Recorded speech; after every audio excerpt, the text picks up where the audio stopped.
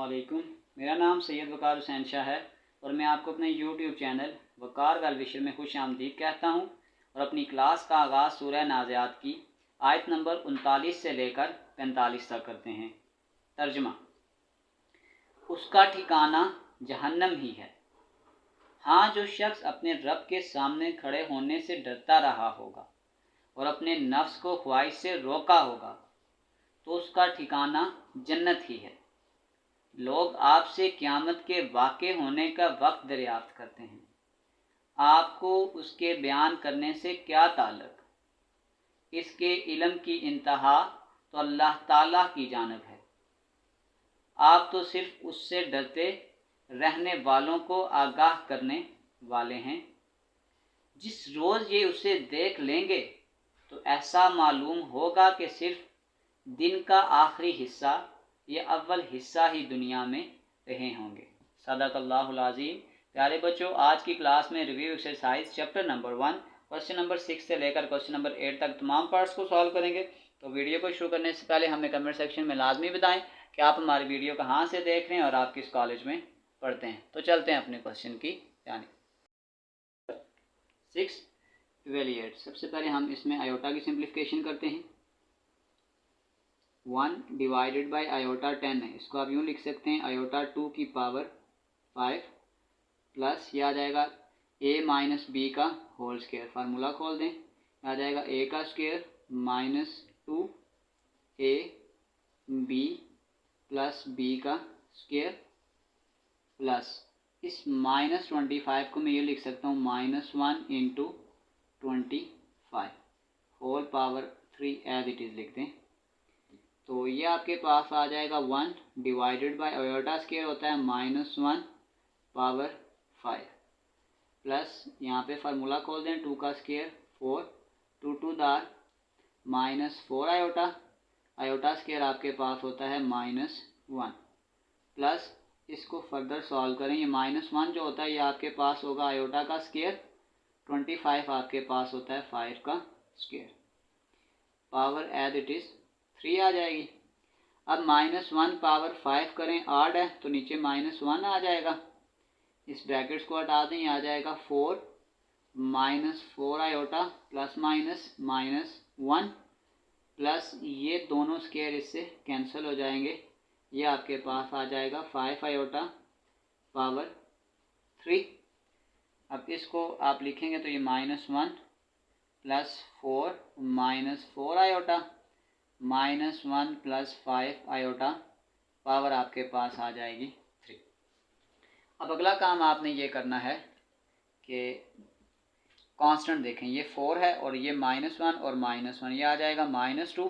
4 में से -2 निकालेंगे, आ जाएगा 2 और इस 2 आयोटा की टर्म्स 2 हैं तो 5 आयोटा में से 4 आयोटा निकालेंगे तो ये आ जाएगा 2 प्लस आयोटा पावर 3।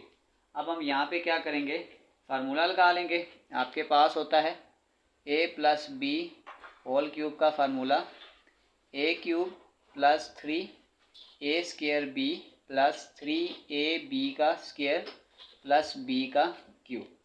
अगर मैं यहाँ पे फार्मूला खोल दूँ तो a की जगह आ जाएगा 2 यानी a का क्यूब प्लस 3a का square into b plus 3a b का स्क्वायर प्लस ये आ जाएगा b का क्यूब। ये आ जाएगा 2 का क्यूब 8, 2 का स्क्वायर 4, 4 3 आर 12 आयोटा 3 2 आर 6, ये आ जाएगा आयोटा स्क्वायर आ जाएगा -1। इस आयोटा क्यूब को आप यूँ लिख लें आयोटा इंटू आयोटा का स्क्वायर। तो ये आपके पास आ जाएगा 8 प्लस 12 आयोटा प्लस -6 प्लस ये आ जाएगा आयोटा और आयोटा स्क्वायर आ जाएगा -1। इसको थोड़ा फर्दर सॉल्व कर लें तो ये आपके पास आ जाएगा 8, ये आपके पास आ जाएगा 12 आयोटा, ये आपके पास आ जाएगा -6 और प्लस माइनस आयोटा।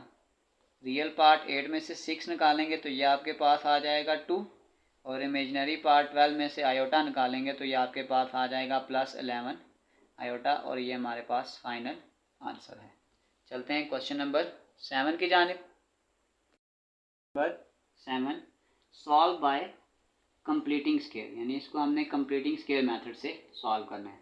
उसका सबसे पहला स्टेप तो ये होता है कि जो आपके पास स्केयर वाली टर्म है उसका कोफिशिएंट जो है वो 1 होना चाहिए। इसका मतलब ये है कि इस 2 को हम सब के साथ क्या कर देंगे, डिवाइड कर देंगे। तो ये आपके पास आ जाएगा z का स्केयर माइनस 11/2 z प्लस ये आ जाएगा 8 is equal to 0। Second step ये होता है कि जो कांस्टेंट टर्म है उसको दूसरी तरफ शिफ्ट कर दें। ये आ जाएगा z का स्केयर माइनस 11/2 z और ये प्लस 8 उधर जाके -8 आ जाएगा। इसको नाम दे दें इक्वेशन नंबर 1 का। इसके बाद थर्ड स्टेप इंपॉर्टेंट होता है कि जो z का कोफिशिएंट होगा उसके बाद मल्टीप्लाई करेंगे 1/2 के multiply coefficient of z by 1/2। तो ये आ जाएगा 11/2 मल्टीप्लाई 1/2। तो ये आपके पास आ जाएगा 11/4। अब ये जो भी आंसर आएगा इसको हम इक्वेशन 1 में स्केयर में दोनों तरफ प्लस करते हैं। तो ये आ जाएगा z का square minus 11/2 z is equal to -8। अब ये जो भी आंसर आया था इसको दोनों तरफ हम स्केयर में प्लस करते हैं। 11/4 का स्केयर प्लस ये आ जाएगा 11/4 का स्केयर, यानी ये जो भी आंसर आया है इसको हमने दोनों तरफ स्केयर में प्लस करना होता है। तो अगर बीच में माइनस हो तो formula a minus b square में क्लोज होता है, और अगर प्लस हो तो फिर प्लस में क्लोज हो जाएगा। तो ये आपके पास आ जाएगा z माइनस 11/4 का होल का स्केयर इज इक्वल टू -8। 11 का स्केयर आ जाएगा 121, 4 का स्केयर आ जाएगा 16। इसको फर्दर सॉल्व करें तो ये आपके पास आ जाएगा z माइनस 11/4 का होल का स्केयर इज इक्वल टू, इसको ऐसे ही लिख लें, -8 प्लस 121/16। तो ये आपके पास आ जाएगा -7 डिवाइडेड बाय 16 आ जाएगा। दोनों तरफ स्केयर से अंडर रूट काटने की कोशिश करें। यह आ जाएगा z is equal to -11/4 is equal to यह आ जाएगा प्लस -7 डिवाइडेड बाय 4। तो यह आ जाएगा z इज इक्वल टू, इसको उधर शिफ्ट कर दें, यह आ जाएगा 11/4 प्लस माइनस इस -7 को हम यूँ लिख लेते हैं -1 इंटू 7 डिवाइडेड बाय 4। यह आ जाएगा 11/4 प्लस माइनस ये जो -1 है इसको आप लिख लें आयोटा का स्केयर इंटू 7 डिवाइडेड बाय 4।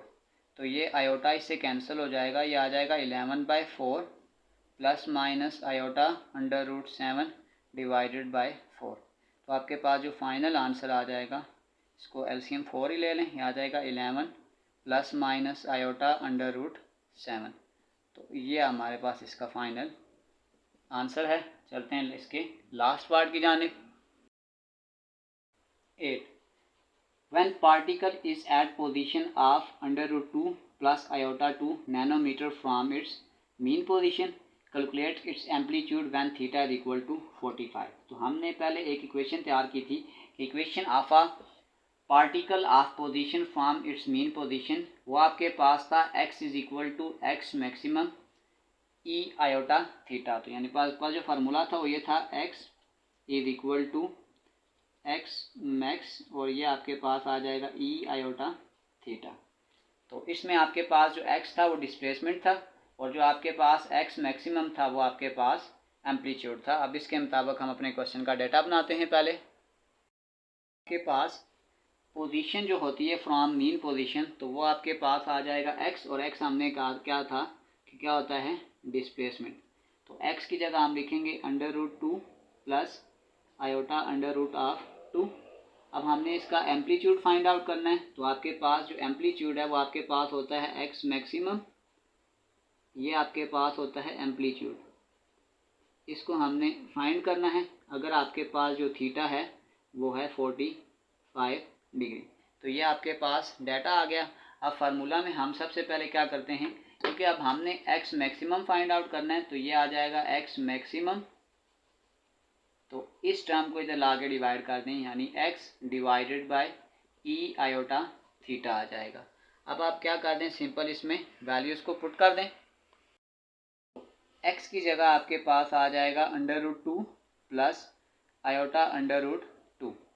तो ये आपके पास ई आयोटा थीटा है, इसको हम in term of sine and cos लिखेंगे। तो ये आ जाएगा cos theta plus iota sine theta. तो ये आपके पास आ जाएगा, अगर मैं √2 कॉमन करूँ तो ये आ जाएगा 1 plus iota divided by theta की जगह हमने क्या पुट करना है 45। ये आपके पास आ जाएगा कॉस 45 प्लस आयोटा साइन 45। अब आपके पास जो कॉस 45 होता है और जो साइन 45 होता है वो दोनों आपके पास होते हैं 1/√2। तो ये आ जाएगा 1 प्लस आयोटा डिवाइडेड बाय, यहाँ पे भी आ जाएगा 1/√2 प्लस आयोटा, यहाँ पे भी आ जाएगा 1/√2। तो सबसे पहले हम ये करेंगे √2 1 प्लस आयोटा डिवाइडेड बाय, अगर मैं यहाँ से 1/√2 कॉमन कर लूँ तो ये आपके पास आ जाएगा 1 प्लस आयोटा। तो यहाँ पे ये 1 प्लस आयोटा और ये 1 प्लस आयोटा तो कैंसिल हो जाएगा। ये आ जाएगा √2 डिवाइडेड बाय 1/√2। डिवाइड नीचे डबल डिवाइड आए तो वैल्यू को उल्टा देते हैं। ये 1/√2 है तो ये आ जाएगा √2 डिवाइडेड बाय 1। तो ये आपके पास आ जाएगा √2 का स्क्वायर। तो आपके पास जो एक्स मैक्स का आंसर है, यानी हमारे पास जो इसका एम्पलीट्यूड है वो आपके पास आ जाएगा 2। और ये हमारे पास फाइनल आंसर है। इसी के साथ हमारे चैप्टर नंबर 1 कंप्लीट हो चुका है। क्लास 11th की प्लेलिस्ट में मैं तमाम वीडियोस डाल दूंगा। आप किसी भी वीडियो को वॉच करना चाहें तो आसानी से विज़िट कर सकते हैं। आखिर में एक छोटा सा मैसेज अपने देखने और सुनने वालों के लिए। पेंसिल रबड़ को अपना दुश्मन मानती है क्योंकि रबड़ उसकी लिखाई को मिटाता है, लेकिन पेंसिल ये नहीं जानती कि रबड़ उसकी ही की हुई गलतियों को मिटा रहा होता है। प्यारे बच्चों, अपना बहुत सारा ख्याल रखें। मिलते हैं अगली वीडियो में, तब तक के लिए अल्लाह हाफिज़।